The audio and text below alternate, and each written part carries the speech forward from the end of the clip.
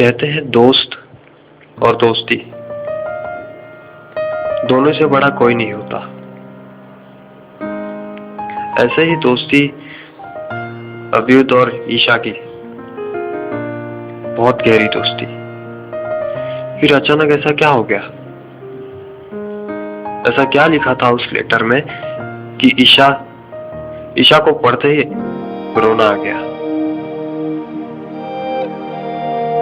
क्या लिखा था आखिर उस लेटर में? होवे जानिया जी दे जानिया जिंदड़ी दे जानिया होवे जानिया ये बात है अभियुत और ईशा की। जिंदड़ी दोनों बचपन के दोस्त, होवे जानिया। उनका स्कूल में आना, स्कूल से जाना, साथ में दोनों रहते भी एक ही सोसाइटी में थे। खूब मस्ती, खूब मजाक। धीरे धीरे कब बड़े हो गए कुछ पता नहीं चला। साथ साथ खेले कूदे, कॉलेज ज्वाइन किया, सब साथ में। और हमेशा की तरह ईशा उसका वेट करती बिल्डिंग के नीचे, और हमेशा की तरह अभियुत लेट आता, कान पकड़ के सॉरी बोलता और ईशा मान जाती। हाँ, ये है अभियुत और ये है ईशा। दोनों एक ही कॉलेज में एक ही साथ पढ़ते थे। ईशा को कोई देखे तो ये अभियुत को सहन नहीं होता। वो झगड़ा करने के बजाय इग्नोर करके चले जाता। थोड़े दिनों बाद हमेशा दोनों अपने क्लास में अपने लेक्चर्स के बाद बैठते, स्टडीज करते, कभी कभी टाइम पास, मस्ती चलता रहता उनका। अभियुत मानो वो इंसान था, जब ईशा को चोट लगे तो सबसे पहले अभियुत, जब ईशा खुश हो तो सबसे पहले अभियुत। बहुत गहरा रिश्ता था दोनों में।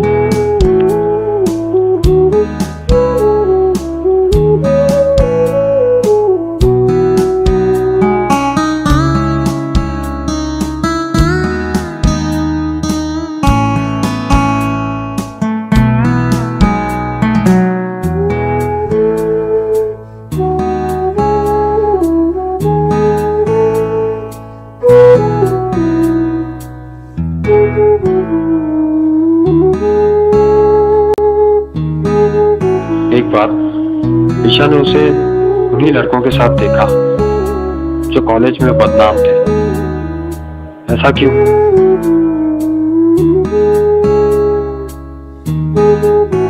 वो ईशा को आखिर इग्नोर क्यों कर रहा था? ये सवाल हमेशा ईशा को खाए जा रही थी। तकलीफ होती है। ईशा उसे फोन करती, उसके मैसेजेस करती, पर वो कभी रिप्लाई नहीं करता। ईशा उसके घर जाती, पर वहां भी कोई नहीं मिलता उसको।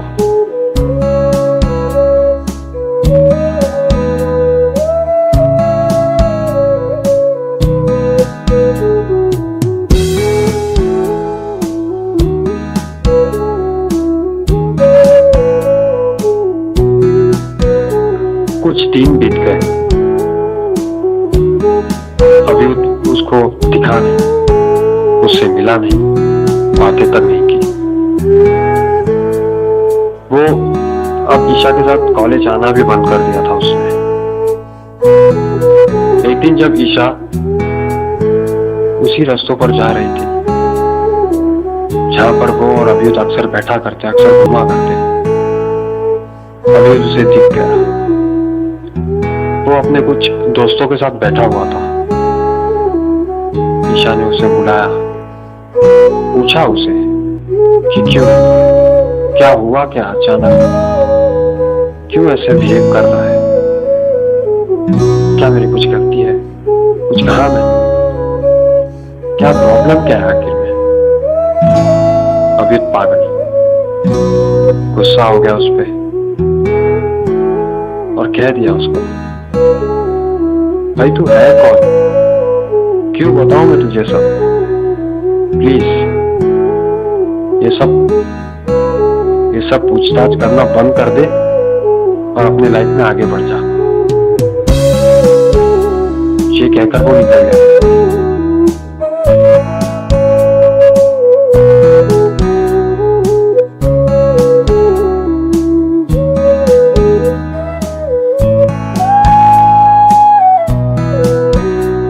किसी ने ये भी कहा कि किसी एक के चले जाने से जिंदगी नहीं रुकती, लेकिन वो जिंदगी का भी मतलब क्या जब वो ही शख्स ना हो जो उसकी जिंदगी हुआ करता है। एक्चुअली में ईशा उसे मन ही मन प्यार करने लगी थी। कब से, क्यों, कुछ पता नहीं, और हो गया था उसे प्यार। एक कट्टे पर बैठ के मस्ती मजाक करते। ईशा और अभियुत का भी एक ऐसा ही कोई एक कट्टा था जहां पर वो शाम को मिलते, मस्ती मजाक बातें, शायद मानो दोस्ती नहीं कह सकते, दोस्ती से शायद थोड़ा ऊपर उनका रिश्ता था। और अभियुत उसे इग्नोर करने लग गया था, लेकिन ईशा को यह बात मन ही मन खाए जा रही थी। ईशा वहां जाती जहां वो घुमा करते थे, जहां वो बैठकर अपने टाइम स्पेंड किया करते थे। उसे हर वो बात याद आती, हर वो पल याद आता जो उसने अभियुत के साथ बिताए थे। आखिर क्यों, क्या हो गया अभियुत को, क्यों ये सब कर रहा है वो? ये सब और मन ही मन ईशा को खाए जा रही थी।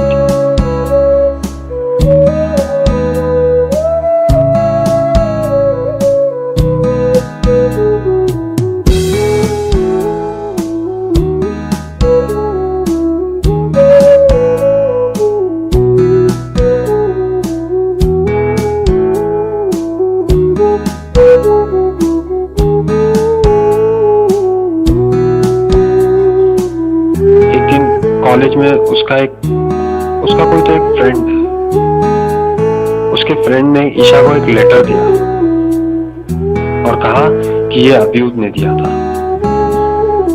ईशा ने उसको पूछा भी कि क्या वो जानता है कि अभियुत कहाँ है, तो उसके दोस्त ने सिर्फ एक जवाब दिया, लेटर पढ़ लेना, अभियुत लेटर में है।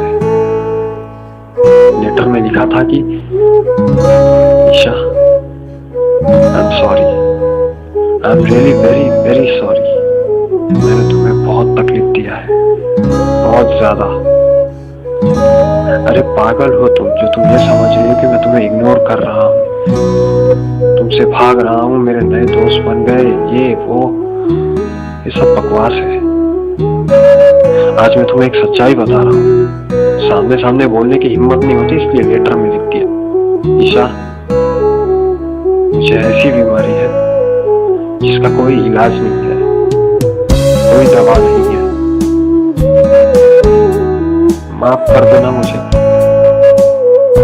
मैं तुमसे इसीलिए दूर जा रहा हूँ क्योंकि मैं नहीं चाहता कि मेरी वजह से तुम्हें कोई तकलीफ हो, मैं नहीं चाहता। अरे पागल, मैं तो तुमसे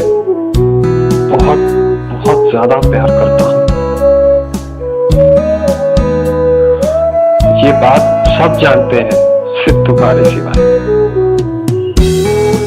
तुम्हारे पिताजी का मुझे एक दिन फोन आया था।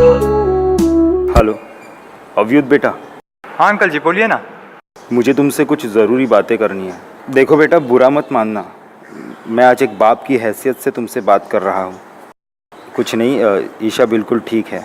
देखो बेटा, तुम्हारी बीमारी के बारे में हम सब जानते हैं सिवाय ईशा के, और एक पिता पे क्या बीतती है ये तो तुम समझ सकते हो। आजकल तुम्हारे पिताजी भी बहुत तकलीफ़ में रहते हैं तुम्हें लेके। तुम तो जानते हो कि तुम और ईशा बचपन से एक साथ हो।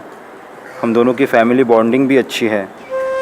और मैं ये भी जानता हूँ कि तुम एक दूसरे को पसंद करते हो, और उससे मुझे कोई एतराज़ भी नहीं है। लेकिन बेटा, ये जो तुम्हारी बीमारी है ना, ये बीमारी तुम दोनों के बीच आ रही है। भगवान न करे अगर तुम्हें कुछ कल हो गया तो मैं ईशा की तकलीफ़ नहीं देख पाऊँगा बेटा। तुम समझ सकते हो ना मैं क्या कहना चाह रहा हूँ। मेरी कमी मत महसूस होने देना कभी।